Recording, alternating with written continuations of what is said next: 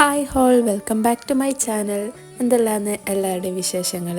ഞാനിന്ന് വന്നിട്ടുള്ളത് ഒരു നല്ല അടിപൊളി പോളൻ്റെ റെസിപ്പിയായിട്ടാണ്. അപ്പോൾ ഒരുപാട് പോളകൾ നമ്മൾ എപ്പോഴും തയ്യാറാക്കാറുണ്ട്. ഇന്ന് പരിപ്പ് പോളൻ്റെ റെസിപ്പിയായിട്ടാണ് വന്നിട്ടുള്ളത്. അപ്പോൾ വീഡിയോ മുഴുവനായിട്ട് എല്ലാവരും കാണാം. കണ്ടിട്ട് ഇഷ്ടമാണെന്നുണ്ടെങ്കിൽ സബ്സ്ക്രൈബ് ചെയ്യാനും ലൈക്ക് ചെയ്യാനും ഷെയർ ചെയ്യാനും ഒന്നും മറക്കല്ലേ.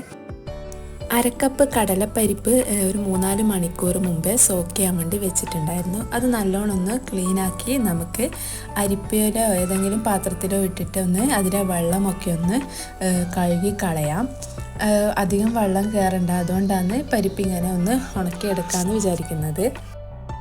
ഈ പോളക്ക് ഒരുപാട് ഇൻഗ്രീഡിയൻസിൻ്റെ ഒന്നും ആവശ്യമില്ല, വേഗത്തിൽ തന്നെ തയ്യാറാവുകയും ചെയ്യും.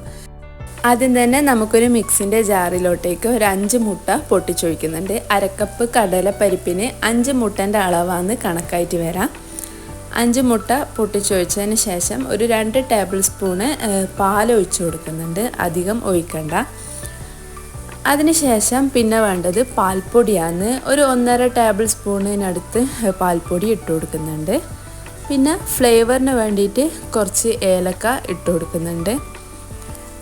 പിന്നെ മധുരം നോക്കിയിട്ട് അതിന് ആവശ്യത്തിന് പഞ്ചസാര ഇട്ട് കൊടുക്കുന്നുണ്ട്. ഞാനൊരു 5 ടേബിൾ സ്പൂണ് പഞ്ചസാര ഇട്ട് കൊടുത്തിട്ടുണ്ട്. കടലപ്പരിപ്പായതുകൊണ്ട് തന്നെ കുറച്ച് മധുരം എന്തായാലും വേണ്ടി വരും, അപ്പോൾ നോക്കിയിട്ട് ഇട്ട് കൊടുക്കാം. എന്നിട്ട് നമ്മൾ നേരത്തെ കഴുകി വെച്ച കടലപ്പരിപ്പും കൂടി അതിലേക്ക് ഇട്ട് കൊടുക്കാം. പിന്നെ മധുരം ഒന്ന് ബാലൻസ് ആക്കാൻ വേണ്ടിയിട്ട് ഒരു പിഞ്ച് ഉപ്പും കൂടി ഇട്ട് കൊടുത്തിട്ട് നമുക്ക് നല്ലോണം ഒന്ന് മിക്സിയിലിട്ട് അരച്ചെടുക്കാം. നല്ലോണം അരച്ചിട്ട് എടുത്തിട്ടുണ്ട്. ഇനി പാന് വെക്കാം. നമുക്കതിലേക്ക് ഓയിലോ അല്ലെങ്കിൽ നെയ്യോ ചേർത്ത് കൊടുക്കാം. ഞാനിവിടെ ഗീയാണ് ചേർത്ത് കൊടുക്കുന്നത്. ഇനി ഒന്ന് പാത്രത്തിൽ മൊത്തത്തിൽ അതൊന്ന് ചുറ്റിച്ച് കൊടുക്കുക.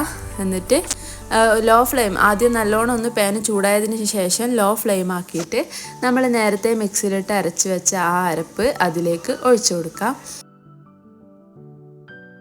വാട്ടുകയും വഴറ്റുകയും ഒന്നും ചെയ്യാതെ തന്നെ നമുക്ക് ഇങ്ങനെ മിക്സിയിലിട്ട് അരച്ചെടുത്താൽ തന്നെ പെട്ടെന്ന് എളുപ്പത്തിൽ തയ്യാറാക്കാൻ പറ്റിയ നല്ല ടേസ്റ്റി ആയിട്ടുള്ള പോളയാണ്.